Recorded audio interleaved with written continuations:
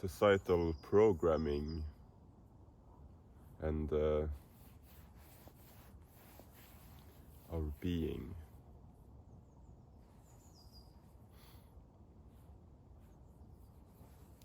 So how do we become who we think we are? We grow up in a society where we get a name, we get an identity, we gather interest, and we gather more and more subtle things to create an identity and something we call ourself.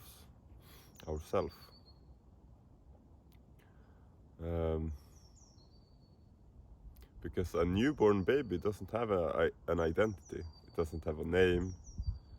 It doesn't have any knowledge. It's simply just pure awareness, pure loving awareness. And it doesn't know the separation between itself and its mother. It's just completely in love with everything. And as we grow up, we notice that people are seeing us as separate. They're giving us a separate name, they're pointing at us, they're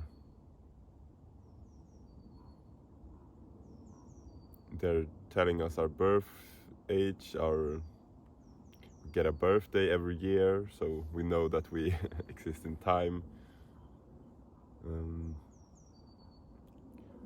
We learn, we see how people react to us, and we see what we like, we see what we don't like, and all this creates an identity.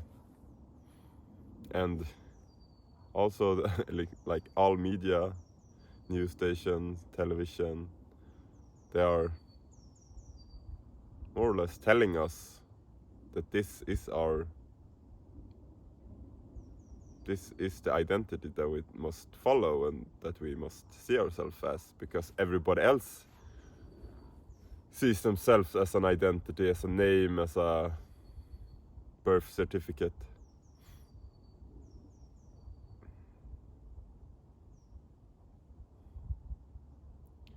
But that is a quite contracted form of self.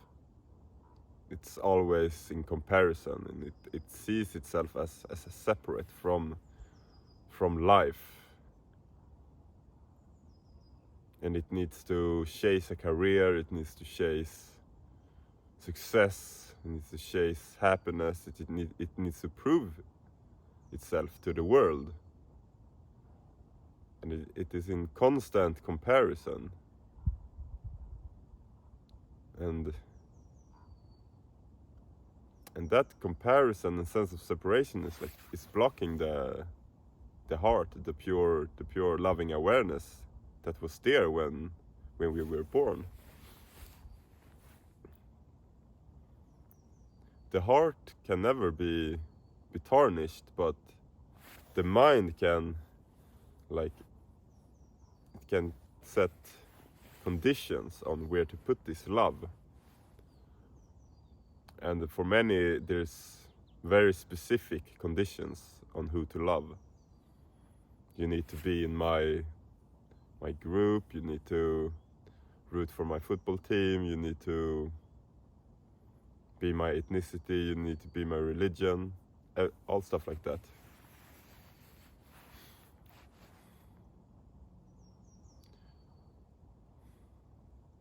But as we realize that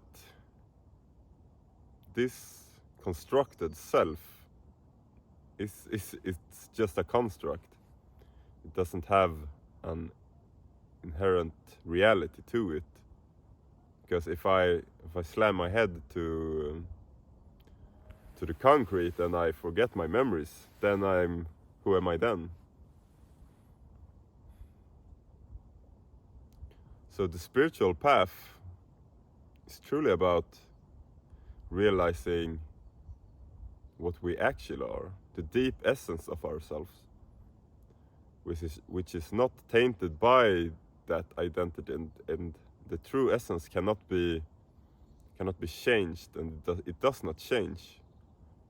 It's always there, it's always here, it's always now. And it is that loving awareness, it is the beingness itself. And if you look at your life, you notice that the beingness, the awareness, the here and now has always been there. Even though your identity has changed,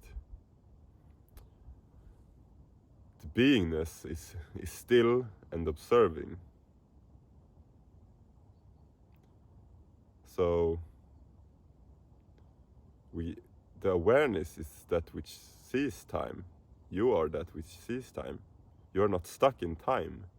You are timeless.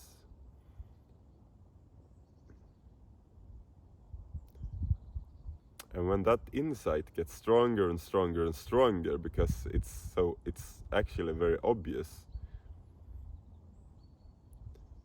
we start to lose our attachment to the world and to that character, self-identity, and the self-image. We realize that it doesn't matter what other people see me as, because how they see me is just a reflection of their own self-identity. So it's crazy to expect or wait for other people who think they are an identity and a self-identity to validate myself that's trying to go beyond that self-identity.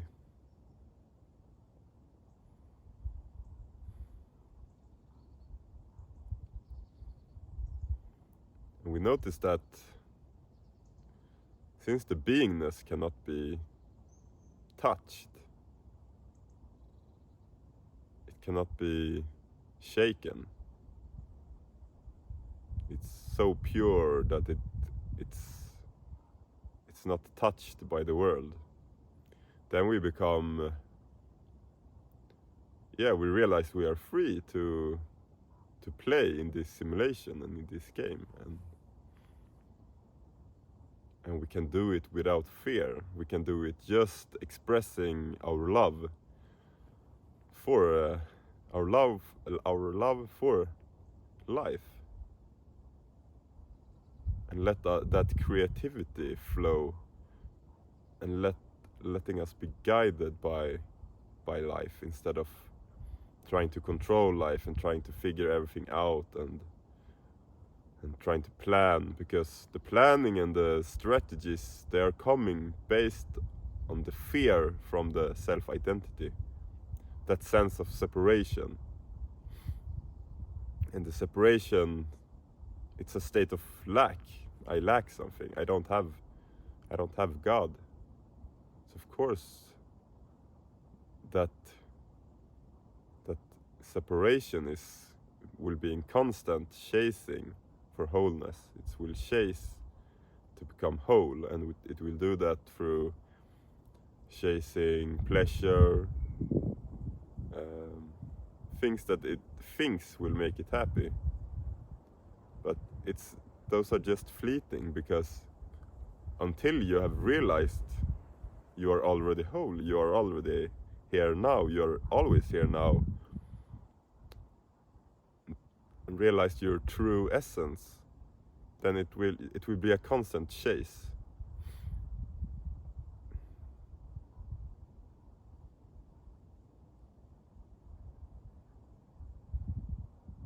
So this is really a blessing to find yourself, because it's like now you are free to play the game of life, finally, because you are not attached to the body, to the ego, to the self-image. You are free. You're untouchable. So just play, dance. But have discernment as well.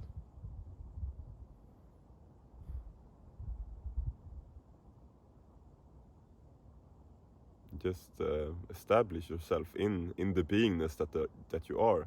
The I am. The here and now.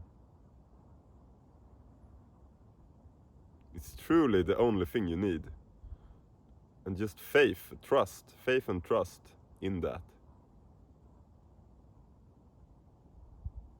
And it will guide you all the way home into paradise.